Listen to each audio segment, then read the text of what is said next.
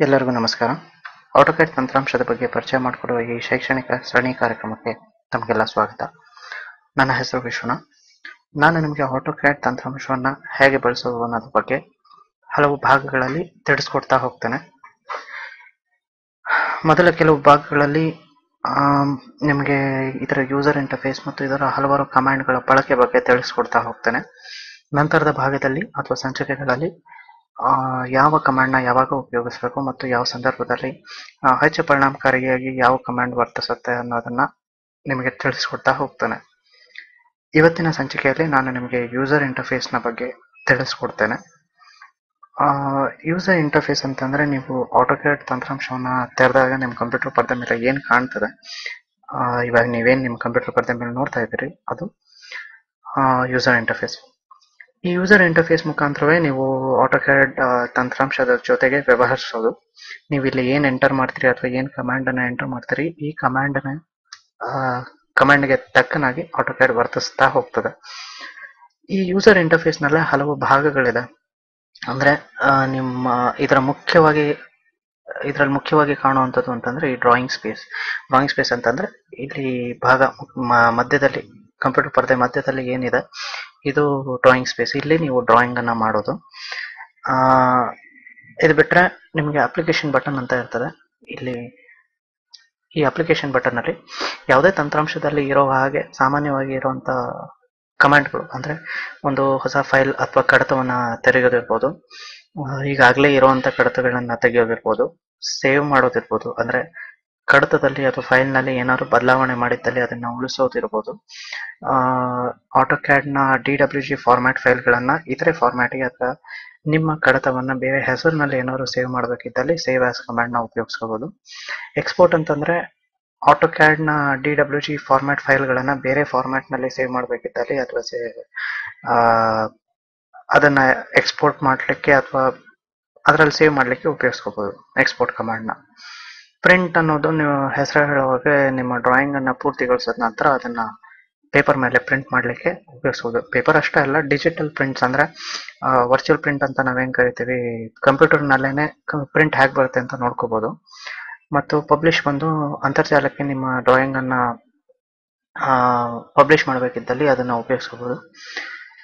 ಮತ್ತೆ ಸೆಂಡ್ ಅನ್ನೋದು ನಿಮ್ಮ ಸ್ನೇಹಿತರಿಗೆ ಯಾರಿಗಾದ್ರೂ ನಿಮ್ಮ ಡ್ರಾಯಿಂಗ್ ಫೈಲ್ ನ ಕಳಿಸ್ಬೇಕಿದ್ದಲ್ಲಿ ಇಮೇಲ್ ಮುಖಾಂತರ ಆಗಲಿ ಅಥವಾ ಬೇರೆ ಯಾವುದೇ ಮಾಧ್ಯಮದ ಮುಖಾಂತರ ಕಳಿಸ್ಬೇಕಿದ್ದಲ್ಲಿ ಸೆಂಡ್ ಅನ್ನೋದನ್ನ ಉಪಯೋಗಿಸ್ಕೋಬಹುದು. ಡ್ರಾಯಿಂಗ್ ಯುಟಿಲಿಟೀಸ್ ನಲ್ಲಿ ನಿಮಗೆ ಸಾಮಾನ್ಯವಾಗಿ ಆಟೋಕ್ಯಾಡ್ ನಲ್ಲಿ ಬರ್ತಕ್ಕಂಥ ಬಹಳ ಮೂಲಭೂತ ಸೆಟ್ಟಿಂಗ್ಗಳು ಸಿಗ್ತವೆ. ಇವುಗಳ ಸೆಟ್ಟಿಂಗ್ಗಳನ್ನ ಮತ್ತು ಸೆಟ್ಟಿಂಗ್ ಅಷ್ಟೇ ಅಲ್ಲ, ಕಮಾಂಡ್ಗಳು ಬೇರೆ ಹಲವಾರು ಕಮಾಂಡ್ಗಳು ಬರ್ತವೆ. ಬಟ್ ಇವು ಯಾವ ಸಾಮಾನ್ಯವಾಗಿ ಉಪಯೋಗಿಸುವಂತ ಕಮಾಂಡ್ಗಳು ಆಗಿರಲ್ಲ. ಸಾಮಾನ್ಯವಾಗಿ ಅಂತಂದ್ರೆ ನೀವು ಡ್ರಾಯಿಂಗ್ಗೆ ಬೇಕಾಗಿರುವಂತದ್ದು ಅಂತ ಮುಖ್ಯವಾಗಿ ಏನೂ ಅಲ್ಲ. ಅಂದ್ರೆ ಇವೆಲ್ಲ ವ್ಯವಸ್ಥೆಗೆ ಸಂಬಂಧಪಟ್ಟಂತ ಕಮಾಂಡ್ಗಳು. ಅಂದ್ರೆ ಈಗ ಹೇಳಿದ್ನಲ್ಲ, ನೀವು ಓಪನ್ ಅನ್ನೋದು ಡ್ರಾಯಿಂಗ್ ಮಾಡ್ಲಿಕ್ಕೆ ಉಪಯೋಗಿಸುವಂತ ಕಮಾಂಡ್ಗಳಲ್ಲ. ಹಾಗೆ ಈ ಡ್ರಾಯಿಂಗ್ ಯುಟಿಲಿಟೀಸ್ ಕೂಡ ಕೆಲವು ಏನು ಸೆಟ್ಟಿಂಗ್ಸ್ ಗಳಿರ್ಬೋದು, ಅವುಗಳನ್ನ ಬದಲಾವಣೆ ಮಾಡೋದಕ್ಕೆ ಮತ್ತು ಅದರ ಡ್ರಾಯಿಂಗ್ ಅನ್ನ ಹಲವಾರು ಆರ್ಗನೈಸೇಷನ್, ಅಂದ್ರೆ ಯಾವ ಡ್ರಾಯಿಂಗ್ ಹೇಗೆ ಇರಬೇಕು ಅಂದ್ರೆ ಆ ತರದ ಸೆಟ್ಟಿಂಗ್ಗಳು, ಆ ತರದ ವ್ಯವಸ್ಥೆಗಳ ಬಗ್ಗೆ ಈ ಡ್ರಾಯಿಂಗ್ ಯುಟಿಲಿಟೀಸ್ ನಲ್ಲಿ ನಿಮಗೆ ಕಮಾಂಡ್ಗಳು ಸಿಗ್ತವೆ.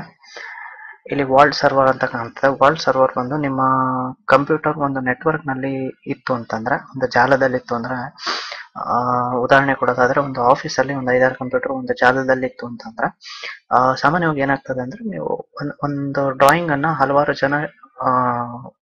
ಜನ ಕೂತ್ಕೊಂಡು ಒಂದೇ ಡ್ರಾಯಿಂಗ್ ಅನ್ನ ಮಾಡ್ಬೇಕಾದಾಗ ಒಬ್ರಿಗೊಬ್ರು ಮಾಹಿತಿಯನ್ನ ಹಂಚ್ಕೋತಾರೆ. ಅಂದ್ರೆ ಒಬ್ರು ಡ್ರಾಯಿಂಗ್ ಮಾಡೋದನ್ನ ಇನ್ನೊಬ್ರು ಪರದೆ ಮೇಲೂ ಕಾಣೋ ರೀತಿನಲ್ಲಿ ವ್ಯವಸ್ಥೆ ಮಾಡ್ಕೊಂಡಿರ್ತಾರೆ. ಈ ತರದ ವ್ಯವಸ್ಥೆ ಈ ವಾಲ್ಡ್ ಸರ್ವರ್ ನ ಮುಖಾಂತರ ಆಗ್ತದೆ.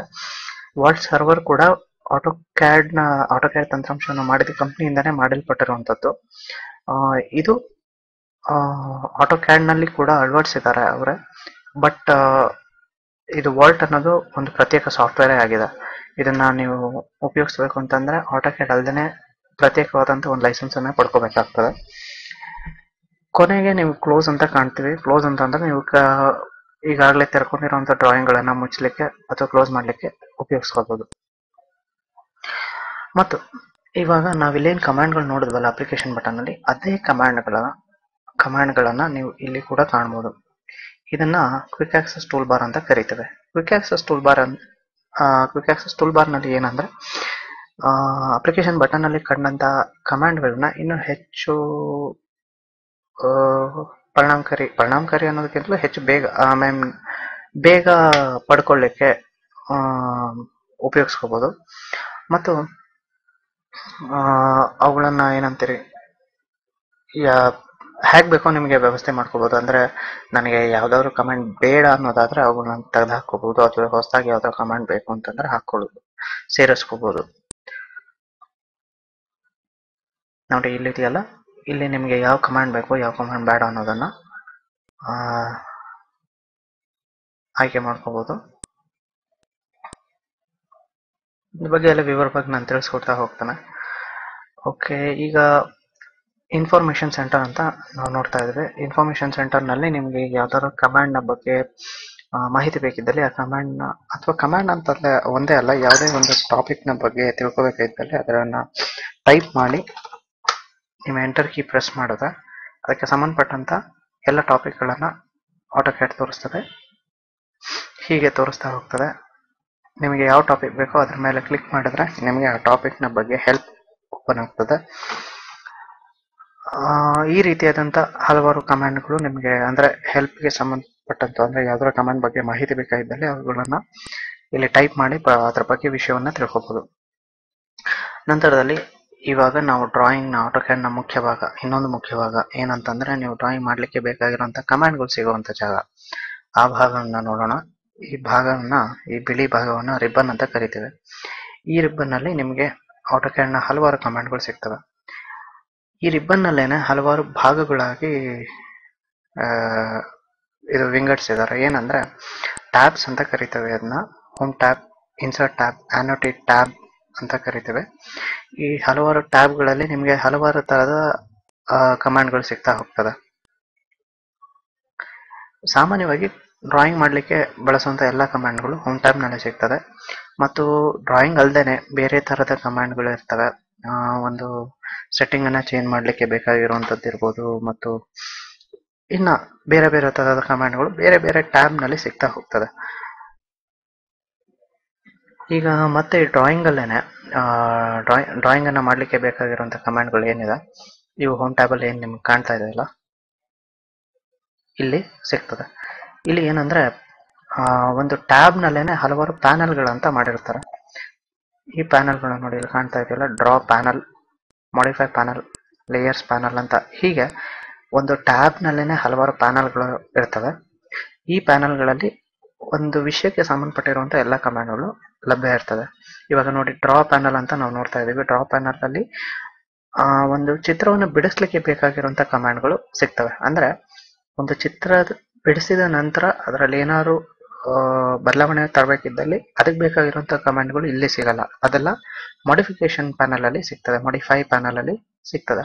ಹೀಗೆ ಅದರ ಉಪಯೋಗಕ್ಕೆ ತಕ್ಕನಾಗಿ ಅವುಗಳನ್ನ ವ್ಯವಸ್ಥಿತವಾಗಿ ಬೇರೆ ಬೇರೆ ಜಾಗದಲ್ಲಿ ಇಡ್ತಾ ಹೋಗಿದ್ದಾರೆ. ಸೊ ಈ ರೀತಿಯಾಗಿ ನಿಮ್ಗೆ ಕಮಾಂಡ್ಗಳನ್ನ ವ್ಯವಸ್ಥಿತವಾಗಿ ಇಟ್ಟಿದ್ದಾರೆ. ಹೋಮ್ ಟ್ಯಾಬ್, ಪ್ಯಾನಲ್ಸ್ ಮತ್ತು ಕಮಾಂಡ್ಗಳು. ಅಂದ್ರೆ ನೋಡಿ ಈ ಸಂಚಿಕೆ ನಂತರ ನಾನು ಯಾವಾಗಲಾದ್ರೂ ಯಾವ್ದಾದ್ರು ಪರ್ಟಿಕ್ಯುಲರ್ ಕಮಾಂಡ್, ಇಂಥ ಟ್ಯಾಬ್ ನಲ್ಲಿ ಇಂಥ ಕಮಾಂಡ್, ಇಂಥ ಪ್ಯಾನಲ್ಗೆ ಹೋಗಿ ಇಂಥ ಕಮಾಂಡ್ ಹುಡುಕಿ ಅಂತಂದಾಗ, ಈಗ ಉದಾಹರಣೆಗೆ ಹೇಳೋದಾದ್ರೆ ನಾನು ಇನ್ಸರ್ಟ್ ಟ್ಯಾಬ್ ಹೋಗಿ ಬ್ಲಾಕ್ ಪ್ಯಾನಲ್ ಅಲ್ಲಿ ಬ್ಲಾಕ್ ಎಡಿಟರ್ ಹುಡುಕಿ ಅಂತಂದ್ರೆ ನೀವು ಈ ರೀತಿ ಇನ್ಸರ್ಟ್ ಟ್ಯಾಬ್ ಮೇಲೆ ಕ್ಲಿಕ್ ಮಾಡಿ ಅದರಲ್ಲಿ ಬ್ಲಾಕ್ ಅನ್ನೋ ಪ್ಯಾನಲ್ ಅನ್ನ ಹುಡುಕಿ, ಇಲ್ಲಿದೆ ಬ್ಲಾಕ್ ಪ್ಯಾನಲ್, ಬ್ಲಾಕ್ ಪ್ಯಾನಲ್ಗೆ ಬಂದು ಬ್ಲಾಕ್ ಎಡಿಟರ್ ಅಂತ ಹೇಳಿದ್ರೆ ಬ್ಲಾಕ್ ಎಡಿಟರ್ ನಾವು ಕ್ಲಿಕ್ ಮಾಡ್ಕೋಬೇಕು. ಸೊ ಈ ರೀತಿಯಾಗಿ ನೀವು ಕಮಾಂಡ್ಗಳನ್ನು ಹುಡುಕ್ಬೇಕಾಗ್ತದೆ. ಓಕೆ, ಅಪ್ಲಿಕೇಶನ್ ಬಟನ್ ಆಯಿತು, quick access tool bar, information centre, ribbon, tabs, panels ಇವೆಲ್ಲ ಆಯಿತು. ಈಗ ಡ್ರಾಯಿಂಗ್ ಸ್ಕ್ರೀನ್ ಅಥವಾ ಡ್ರಾಯಿಂಗ್ ಸ್ಪೇಸ್ ನಲ್ಲಿ ನಿಮಗೆ ವ್ಯೂ ಕ್ಯೂಬ್ ಅಂತ ಕಾಣ್ತದೆ. ಈ ಚೌಕ ಏನ್ ಕಾಣ್ತದೆ ಇದನ್ನ ವ್ಯೂ ಕ್ಯೂಬ್ ಅಂತ ಕರಿತೇವೆ. ಅಂದ್ರೆ ಏನಂದ್ರೆ ನಮ್ಮ ಡ್ರಾಯಿಂಗ್ ನ ಬೇರೆ ಬೇರೆ ಥರದಲ್ಲಿ ನೋಡೋದು ಅಂದ್ರೆ ಇದು ಹೆಚ್ಚಾಗಿ 3D ಮಾಡೆಲಿಂಗ್ ಅಲ್ಲಿ ಉಪಯೋಗಿಸಲ್ಪಡ್ತದೆ. ಏನಂದ್ರೆ 3D ಮಾಡೆಲ್ಗೆ 3 ಆಯಾಮಗಳು ಇರ್ತಾವಲ್ಲ. ಸೊ ಇವಾಗ ಒಂದೇ 3D ಮಾಡೆಲ್ನ ಹಲವಾರು ರೀತಿಯಲ್ಲಿ ನೋಡ್ಬೋದು. ನಾವು ಮುಂದ್ಗಡೆಯಿಂದ ನೋಡ್ಬೋದು, ಮೇಲಿಂದ ನೋಡ್ಬೋದು, ಅಕ್ಕಪಕ್ಕ ಯಾವ ಕಡೆಯಿಂದ ಬೇಕಾದ್ರೂ ನೋಡ್ಬೋದು. ಹಾಗೆ ಬೇರೆ ಬೇರೆ ತರದಲ್ಲಿ ನೋಡ್ಬೇಕಿದ್ದಲ್ಲಿ ವ್ಯೂ ಕ್ಯೂಬ್ ನ ಮುಖಾಂತರ ನಾವು ಅದರ ವ್ಯೂ ಅಥವಾ ನೋಟವನ್ನ ಸೆಟ್ ಮಾಡ್ಕೋಬಹುದು. ನೋಡಿ, ಇಲ್ಲಿ ನಾ ಕ್ಲಿಕ್ ಮಾಡ್ತಿದ್ದಾಗೆ ವ್ಯೂ ಬದಲಾವಣೆ ಆಗ್ತಾ ಹೋಗ್ತದೆ. ಫ್ರಂಟ್ ಮೇಲೆ ಕ್ಲಿಕ್ ಮಾಡ್ತೇನೆ, ನನಗೆ ಫ್ರಂಟ್ ವ್ಯೂ ಸಿಗ್ತಾ ಹೋಗ್ತದೆ. ಈ ಆರೋ ಮಾರ್ಕ್ ಮೇಲೆ ಕ್ಲಿಕ್ ಮಾಡ್ತೇನೆ, ಟಾಪ್ ವ್ಯೂ ಸಿಗ್ತದೆ. ಹೀಗೆ ಹೀಗೆ ನನಗೆ ಹಲವಾರು ವ್ಯೂಗಳು ಸಿಗ್ತಾ ಹೋಗ್ತದೆ.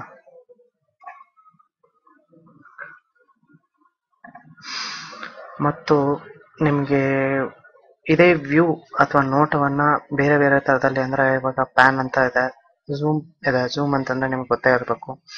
ಒಂದು ಡ್ರಾಯಿಂಗ್ ಅನ್ನ ಹತ್ತಿರದಿಂದ ನೋಡ್ಬೇಕು ಅಥವಾ ದೂರದಿಂದ ನೋಡ್ಬೇಕು ಅಂತಂದ್ರೆ ಅದಕ್ಕೆ ಬೇಕಾಗಿರುವಂತ ಕಮಾಂಡ್ಗಳು ಝೂಮ್ ಅಲ್ಲಿ ಸಿಗ್ತವೆ.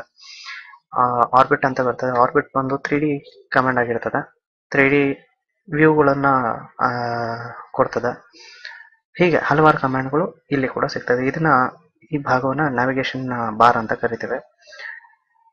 ಮತ್ತು ಈ ಡ್ರಾಯಿಂಗ್ ಸ್ಪೇಸ್ ನ ನಂತರ ನಾವಿಲ್ಲಿ ಬರೋದಾದ್ರೆ ಬಿಳಿ ಭಾಗ ಏನ್ ಕಾಣ್ತದೆ ಕೆಳಗಡೆಯಲ್ಲಿ ನೋಡ್ಬೋದು, ಇದನ್ನ ಕಮಾಂಡ್ ಹಿಸ್ಟರಿ ಅಂತ ಕರಿತೇವೆ. ಕಮಾಂಡ್ ಹಿಸ್ಟರಿ ಇಲ್ಲಿ ಏನಂತಂದ್ರೆ ನೀವು ಯಾವುದೇ ಕಮಾಂಡ್ ಬಳಸಿ ಆ ಕಮಾಂಡ್ ನ ಪೂರ್ತಿ ಇತಿಹಾಸ ದಾಖಲಾಗ್ತಾ ಹೋಗ್ತದೆ.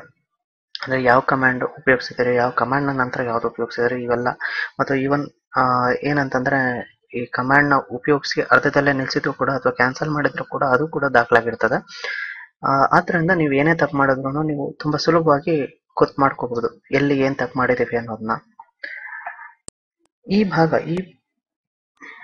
ಏನ್ ಕಾಣ್ತದಲ್ಲ, ಇಲ್ಲಿ ನಿಮ್ ಕರ್ಸರ್ ಏನ್ ಕಾಣ್ತಿದೆಯಲ್ಲ, ಇಲ್ಲಿ ಈ ಭಾಗ ಕಮಾಂಡ್ ಲೈನ್ ಅಂತ ಕರಿತೇವೆ. ಇಲ್ಲಿ ನಾವು ಒಂದು ಕಮಾಂಡ್ ಅನ್ನ ಎಂಟರ್ ಮಾಡೋದು. ನೋಡಿ, ಲೈನ್ ಕಮಾಂಡ್ ಅಂತ ಟೈಪ್ ಮಾಡ್ತೇನೆ.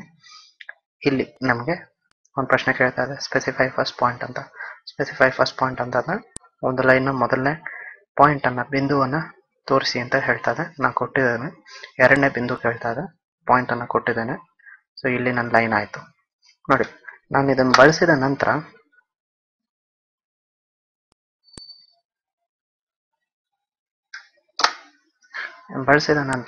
ಲೈನ್ ಕಮಾಂಡ್ ನ ಅಷ್ಟು ಮಾಹಿತಿ ಆ ಕಮಾಂಡ್ ಹಿಸ್ಟ್ರಿನಲ್ಲಿ ದಾಖಲಾಗಿರ್ತದೆ. ನಾನು ಅವುಗಳನ್ನ ನೋಡ್ಕೋಬಹುದು ಯಾವಾಗ ಬೇಕಿದ್ರು. ನೋಡಿ, ಇಲ್ಲಿ ಕಾಣ್ತದ, ನಾನು ಎರೇಸ್ ಕಮಾಂಡ್ ನ ಉಪಯೋಗಿಸಿದ್ದೇನೆ. ಎರೇಸ್ ಕಮಾಂಡ್ ದಾಖಲಾಗಿದೆ.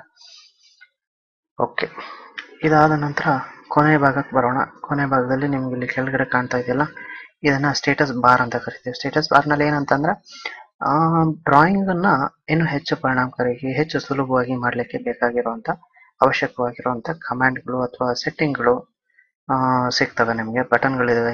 ಇಲ್ಲಿ ಎಷ್ಟೊಂದು ಬಟನ್ಗಳಿವೆ. ಎಷ್ಟೊಂದು ಬಟನ್ಗಳು ಹಲವಾರು ಸಂದರ್ಭಗಳಲ್ಲಿ ಉಪಯೋಗಕ್ಕೆ ಬರ್ತದೆ. ಅವುಗಳ ಬಗ್ಗೆ ವಿವರವಾಗಿ ನಾನು ನಿಮಗೆ ನಿಧಾನವಾಗಿ ತಿಳಿಸ್ಕೊಡ್ತಾ ಹೋಗ್ತೇನೆ. ಇಲ್ಲಿ ನಿಮಗೆ ಒಂದು ಡ್ರಾಯಿಂಗ್ ನ ಸ್ಕೇಲ್ ಇರ್ಬೋದು ಅಥವಾ ಯಾವ ಡ್ರಾಯಿಂಗ್ ನ ಹ್ಯಾಂಗ್ ನೋಡೋದು, ಈ ರೀತಿಯಾದಂತ ಕಮಾಂಡ್ಗಳು ಸಿಗ್ತವೆ. ನಾನು ನಿಮಗೆ ಮೊದಲೇ ಹೇಳಿದಾಗ ವರ್ಕ್ ಸ್ಪೇಸ್ ಸೆಟ್ಟಿಂಗ್ ಅಂತ ಇರ್ತದೆ. ಆ ವರ್ಕ್ ಸ್ಪೇಸ್ ಸೆಟ್ಟಿಂಗ್ ಇಲ್ಲಿ ಸಿಗ್ತದೆ. ಮುಂಚೆ ಹೇಳಿದ್ನಲ್ಲ 2D drafting, 3D basics, 3D modelling ಅಂತ ಸೆಟ್ಟಿಂಗ್ ನಿಮಗೆ ಇಲ್ಲಿ ಸಿಗ್ತದೆ. ಇದನ್ನು ವರ್ಕ್ ಸ್ಪೇಸ್ ಸೆಟ್ಟಿಂಗ್ ಅಂತ ಕರಿತೀವಿ, ಕ್ಷಮಿಸಿ. ಓಕೆ, ಸೊ ನಾನು ಯೂಸರ್ ಇಂಟರ್ಫೇಸ್ ನ ಬಗ್ಗೆ ಇವತ್ತು ತಿಳಿಸ್ಕೊಟ್ಟಿದ್ದೇನೆ. ಇದ್ರ ಬಗ್ಗೆ ನಿಮ್ಗೆ ಯಾವುದೇ ಅನುಮಾನಗಳಿದ್ದಲ್ಲಿ ಅಥವಾ ಯಾವುದೇ ವಿವರಣೆ ಬೇಕಿದ್ದಲ್ಲಿ ನನ್ನ ಸಂಪರ್ಕಿಸಬಹುದು. ಮತ್ತು ಈ ವಿಡಿಯೋ ನಿಮಗೆ ಇಷ್ಟ ಆಗಿದ್ದಲ್ಲಿ ಅಥವಾ ಇದ್ರ ಬಗ್ಗೆ ನಿಮಗೆ ಏನೇ ಅಭಿಪ್ರಾಯ ಇರಲಿ, ದಯವಿಟ್ಟು ನನ್ನ ಸಂಪರ್ಕಿಸಿ. ಧನ್ಯವಾದಗಳು.